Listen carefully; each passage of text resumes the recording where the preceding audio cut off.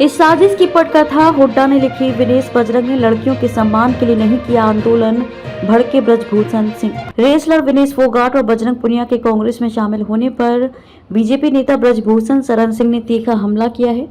उन्होंने कहा कि कांग्रेस ने राजनीति के लिए बेटियों के सम्मान पर चोट की। ब्रजभूषण ने अपने ऊपर लगाए आरोपों पर कहा कि जिस दिन की बात हो रही है उस दिन दिल्ली में नहीं था।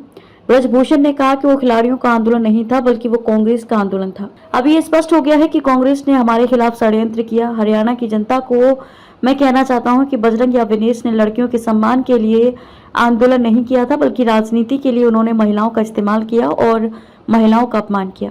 ये बेटियों के सम्मान के लिए नहीं पर राजनीति के लिए आंदोलन कर रहे थे। ब्रजभूषण शरण सिंह ने कहा कि हरियाणा खेल के क्षेत्र में भारत का मुकुट है और जिस तरह उन्होंने कुश्ती गतिविधियों को लगभग 2.5 साल तक रोक दिया, क्या ये सच नहीं है कि बजरंग एशियाई खेलों में बिना ट्रायल के चले गए?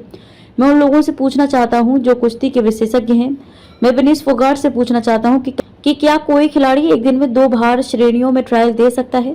इसमें आपने हक नहीं मारा।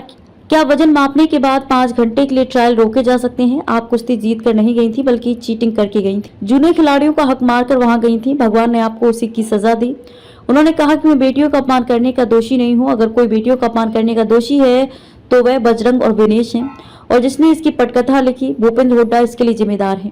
अगर वे मुझसे हरियाणा चुनाव में प्रचार करने के लिए कहेंगे तो मैं जा सकता हूं। एक दिन कांग्रेस का इसका पछतावा होगा।